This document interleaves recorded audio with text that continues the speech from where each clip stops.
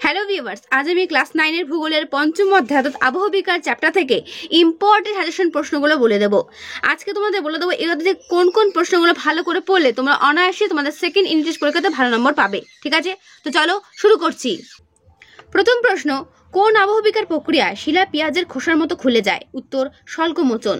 তারপরের প্রশ্ন, কাস্ট ভূমিরূপ যে আবহবিকারের ফলে ঘটে তা হলো অঙ্গারযোজন। হেমাটাইট থেকে লিমোনাইটের সৃষ্টি হয় কোন প্রক্রিয়ায়? উত্তর জলযোজন প্রক্রিয়ায়। ঠিক আছে, তারপরে প্রশ্ন, আবহবিকারের ফলে চূর্ণ বিচূর্ণ শিলাখণ্ড মূল শিলার ওপর যে আস্তরণ তৈরি করে সেটি হলো ড্যাশ। উত্তর কি হবে? রেগোলিথ। তারপরে প্রশ্ন, শিলায় মরচে পড়ার প্রক্রিয়াটি কি? উত্তর হবে জারণ প্রক্রিয়া। তারপরের প্রশ্ন, আবহবিকারের অপর নাম কি? উত্তর বিচূর্ণী ভবন। তারপরের প্রশ্ন, মৃত উদ্ভিদ ও প্রাণীর দেহাবশেষ পচন প্রক্রিয়ার মাধ্যমে হিউমাসে পরিণত হওয়ার ঘটনাকে বা হওয়াকে কি বলে? উত্তর হিউমিফিকেশন। তারপরের প্রশ্ন, মরু অঞ্চলের শিলা শব্দ করে ফেটে যায় যে প্রক্রিয়ার ফলে তা হলো বিস্মরণ, ক্ষুদ্র কণা বিস্মরণ। ঠিক আছে, তারপরের প্রশ্ন, প্রস্তরজাই খণ্ডীকরণ প্রক্রিয়া প্রধানত কোন শিলায় কার্যকরী হয়? উত্তর হবে ব্যাসাল্ট শিলায় কার্যকরী হয়। তারপরে প্রশ্ন, স্বল্পমোচন প্রক্রিয়া যে শিলায় কার্যকর হয়ে থাকে তা হলো গ্রানাইট শিলায়। রাসায়নিক আবহবিকারের প্রাধান্য দেখা যায় কোন অঞ্চলে? উত্তর হবে উষ্ণ আর্দ্র অঞ্চলে। তারপরে প্রশ্ন, জৈবিক আবহবিকারের ফলাফল কি হবে একটি? উত্তর হবে শিলায় উদ্ভিদের শিকড়ের প্রবেশজনিত ফাটল। তারপরে প্রশ্ন, যান্ত্রিক আবহবিকার সর্বাধিক ঘটে কোথায়? উত্তর হবে মরু অঞ্চলে। ঠিক আছে, ভেরি ভেরি ইম্পর্টেন্ট। তারপরে প্রশ্ন, বৃষ্টির জলের মাধ্যমে রেগোলিথের ওপরে খনিজ পদার্থগুলোর নিচে চলে যাওয়ার প্রক্রিয়াকে কি বলে? উত্তর হবে এলুভিয়েশন। ঠিক আছে, তারপরে প্রশ্ন, আবহবিকারের ফলে আলগার শিলাচূর্ণকে কি বলা হয়? উত্তর হবে রেগোলিথ। তারপরের প্রশ্ন, আবহবিকারে আবহাওয়ার যে উপাদানটি ক্রিয়াশীল তার নাম কি? তার নাম হচ্ছে তাপমাত্রা। কৃষ্ণমৃত্তিকা তুলা উৎপাদনের জন্য অনুকূল কারণ এটি আর্দ্রতা ধরে রাখে।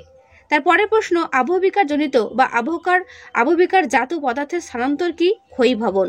চার্নোজেম মাটিতে সাধারণভাবে কিরকম উদ্ভিদ সৃষ্টি হয় বা জন্মায়? উত্তর হবে তৃণ উদ্ভিদ। টর সংগঠিত হয় কোন আবহবিকারের ফলে? উত্তর হবে যান্ত্রিক আবহবিকারের ফলে টর সংগঠিত হয়। তারপরে প্রশ্ন, যে রাসায়নিক আবহবিকার প্রক্রিয়ায় চুনাপাথরযুক্ত অঞ্চলে গর্ত সৃষ্টি হয় তা হলো কার্বনেশন। তার কি উত্তর হবে? কার্বনেশন। মাটি গঠনে আদি শিলার প্রভাব বেশি হলে ড্যাশ মাটির সৃষ্টি হয়, আন্ত আঞ্চলিক মাটির সৃষ্টি হয়। তারপরে প্রশ্ন, শুষ্ক বৃষ্টিহীন মরু অঞ্চলে কিরকম মাটির সৃষ্টি হয়? উত্তর হবে শিরোজেম মাটি সৃষ্টি হয়। তারপরে প্রশ্ন, তুষার আবহবিকারের ফলে উৎপন্ন কোণাকৃতি শিলাখণ্ডকে কি বলা হয়? উত্তর হবে ট্যালাস। তারপরের প্রশ্ন, কৃষ্ণ মৃত্তিকা ও ল্যাটেরাইট মৃত্তিকা সৃষ্টি হয় কোন শিলা থেকে? উত্তর হবে ব্যাসাল্ট শিলা থেকে। মৃত উদ্ভিদ ও প্রাণীর বিয়োজিত হয়ে সৃষ্টি হয় হিউমাস। তারপরের প্রশ্ন, মাটিতে হিউমাস বেশি থাকলে মাটির রং কিরকম হয়? উত্তর হবে কালো।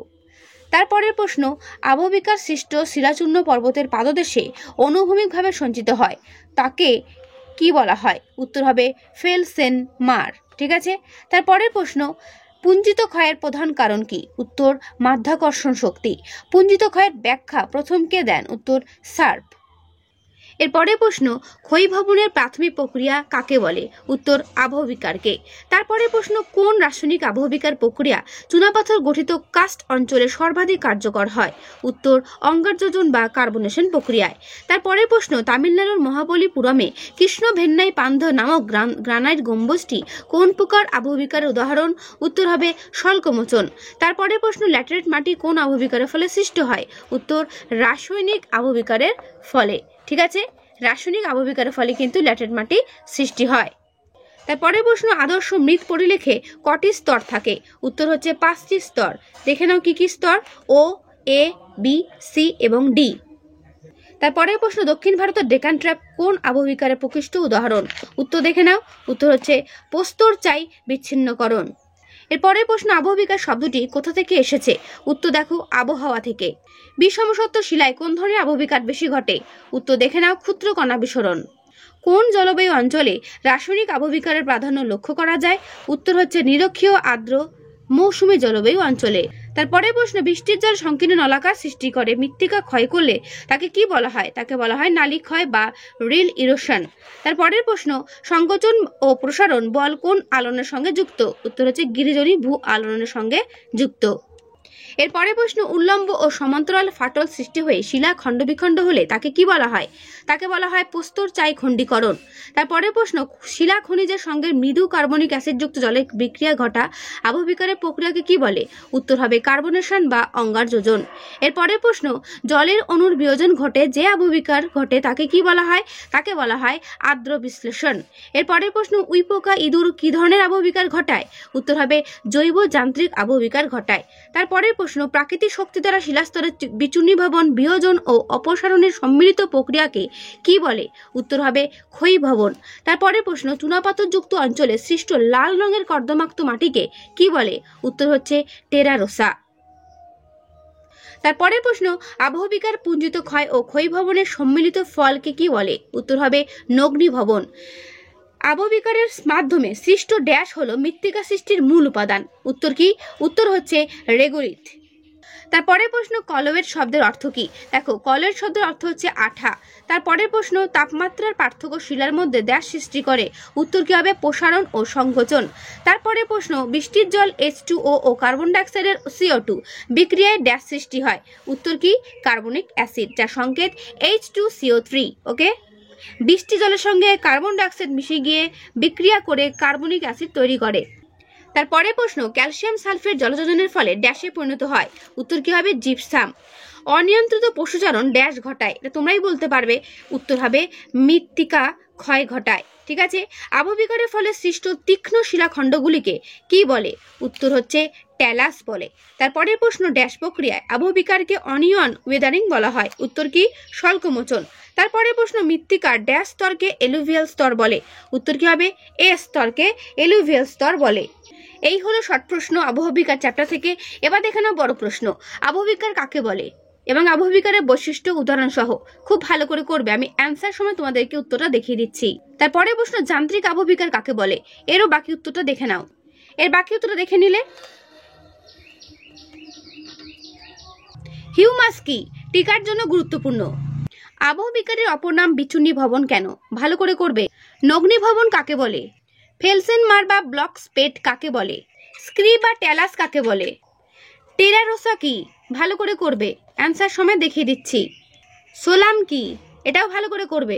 এর পরের প্রশ্ন, স্বল্পমোচন কাকে বলে? টিকার জন্য গুরুত্বপূর্ণ। ঠিক আছে, আমি উত্তর তোমাদের আস্তে আস্তে দেখিয়ে দিচ্ছি, তোমরা কিন্তু ভালো করে করবে। ঠিক আছে, অনেকটা বড় আছে উত্তরটা, ভিডিওটা একটু পজ করে উত্তর একবার দেখে নিও। ঠিক আছে, স্বল্পমোচন কি? এর পরের প্রশ্ন, মৃত্তিকা সংরক্ষণ বলতে কি বোঝো? মৃত্তিকা সংরক্ষণের উপায়গুলো কি কি? এই যে ব্লু কালারের পয়েন্ট দেওয়া রয়েছে, এগুলো ভালো করে করবে। ঠিক আছে, পরীক্ষাতে কিন্তু এরকম ব্লু কালারের পয়েন্ট ধরে ধরে তোমাদের কিন্তু লিখতে হবে। ঠিক আছে, যেহেতু বড় প্রশ্ন তাই ভালো করে কিন্তু অ্যান্সারটা তৈরি করবে। বাকি উত্তরটুকু দেখে নাও, বাকি উত্তরটা অনেকটাই বড় রয়েছে, কিন্তু খুব ভালো করে করবে। ঠিক আছে, আমি বইটা আস্তে আস্তে সরাচ্ছি, তোমরা কিন্তু অবশ্যই উত্তরটা ভালো করে নেবে। এই পর্যন্ত উত্তরটা শেষ হলো। এর পরের প্রশ্ন, আবহবিকারের ফলে সৃষ্ট ভূমিরূপগুলোর বর্ণনা দাও। এগুলোও ভালো করে করবে।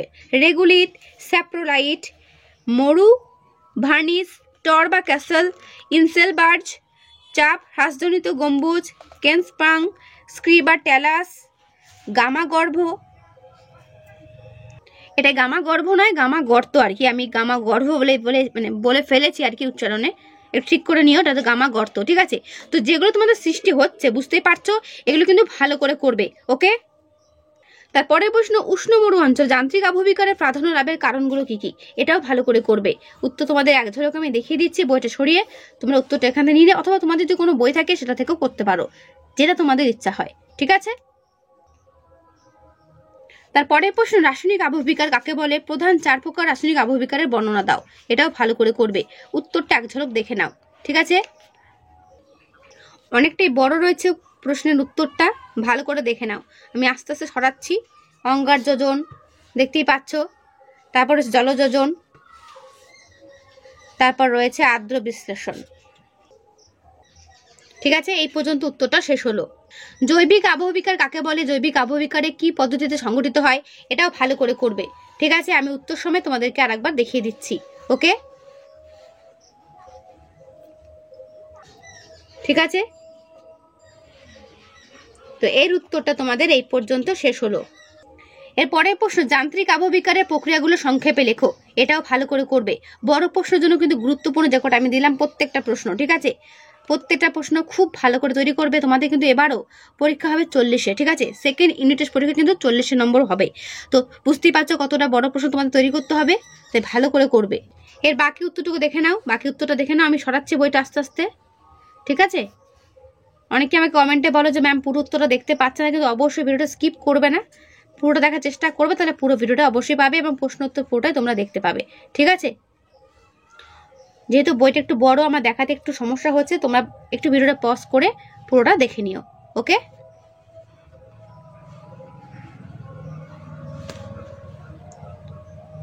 অথবা তোমাদের টেক্সট বুক থেকেও এটা করতে পারো, যেটা তোমাদের সুবিধা হয়। টেক্সট বুকও কিন্তু খুব সুন্দরভাবে দেওয়া রয়েছে। তো আবহবিকার থেকে এই হচ্ছে ইম্পর্টেন্ট প্রশ্ন, এগুলো ভালো করে করো, এখান থেকেই কমন পাবে। তো ভিডিওটা আমি এখানেই শেষ করছি। কেমন লাগলো অবশ্যই কমেন্টে জানিও, ভালো লাগলে লাইক ও বন্ধুদেরকে শেয়ার করে দিও। আজকে এখানেই দেখা হবে নেক্সট ভিডিওতে। ভালো থেকো সবাই এবং ভালো করে পড়ো সবাই।